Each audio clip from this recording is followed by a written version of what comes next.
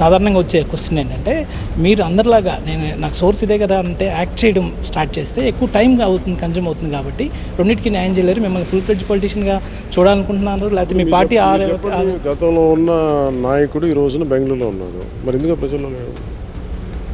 అంటే ఎవ్వరు కూడా 24 గంటలు అన్నీ వదిలేసి ఉంటారు. ఎందుకంటే పడుకోవాలి, కొన్ని 8 గంటలు కొంత అధ్యయనం చేయాలి.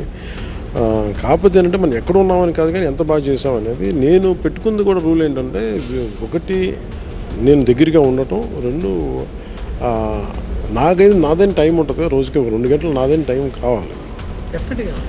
నేను ఈ సినిమా అలాగే చేశాను. నాకు ఇచ్చిన 2 గంటలు 4 గంటల టైం అలాగే మన ఆఫీషియల్స్ అందరూ కొంచెం పడుకొని ఉంటారు, లేదంటే వాళ్ళు అర్ధరాత్రి అపరాత్రి లేపం కదా, వాళ్ళు పడుకోవాలి. ఆఫీసులో వెళ్ళిపోయిన తర్వాత నేను ఒకసారి 9 to 1 దాకా చేశాను. So it depends on. కొన్ని సందర్భాల్లో పాలిటిక్స్కి వస్తే కొన్ని సందర్భాల్లో క్యాబినెట్ మీటింగ్స్ 1-2 ఆబ్సెంట్ అవ్వాల్సి ఉంది. అఫ్కోర్స్ ఒకసారి మీ హెల్త్ బాగాలేక వచ్చింది, రెండోసారి నాకు హెల్త్ బాగాలేదు, రెండోసారి మా మదర్కి బాగాలేదు. కాకపోతే ఏంటంటే బయటికి అది అంటే సెంటిమెంట్గా మేము చెప్పడం మాకు ఇష్టం లేదు. అందుకని ఇప్పుడు ఇల్లు మా మదర్ ఇప్పటికీ హాస్పిటల్లో ఉన్నారు.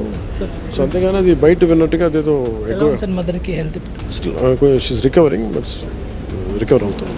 పొలిటికల్గా వస్తే కక్ష సాధింపు చర్యల్లో భాగంగానే కేసులు పెడుతున్నారు. అంటే పెద్ద ఎత్తున వైసీపీ చాలా. మీరు ఆ ప్రశ్నకి నేను ఒకటి అడగదలుచుకున్నాను. అంటే ఏం చేయాలండి, మీరు 3,500 కోట్లు లేదంటే మీరు స్కామ్లన్నీ చేసేయండి, దాన్ని పోలీసులు పట్టుకోకూడదు, ఎవరు పట్టుకోకూడదు, వాళ్ళు వదిలేయమంటారా? అదే వాళ్ళు అడిగేది. మరి అదేదో ఒకసారి నేను ప్రధానమంత్రి గారు వీళ్ళతో మాట్లాడి ఇలా అంటున్నారండి, మరి దీన్ని బట్టి అని ఒకసారి అడుగుతాను. మొత్తం CJI అందరితో కూడా మాట్లాడుతాను. ఇలా జరుగుతూనే వదిలేయచ్చు కదా, మరి లేదంటే మమ్మల్ని ఇలా అంటున్నారు, ఇలాంటి టాపిక్, ఇలాంటి డిబేట్లు కూడా పెట్టాలి. తప్పులు చేసి వాళ్ళు కవర్ చేసుకుంటారంటే ఎట్లా? లేదు, if you want be innocent, prove that your innocent. అంతేగాని ప్రాబ్లం ఏముందంటే వాళ్ళు తప్పడానికి లేదు. ఎందుకంటే మీరు 2 మద్యపాన్ని నిషేధిస్తామని చెప్పారు, మద్యపాన నిషేధం అమలు చేయాలి.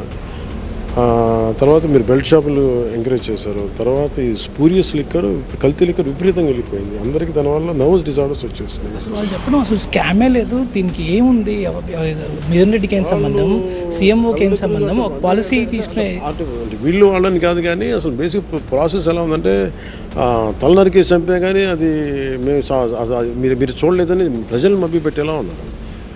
అలా ఉంది తప్ప అంటే తెగించిన వాళ్ళకి ఇంకేముంది.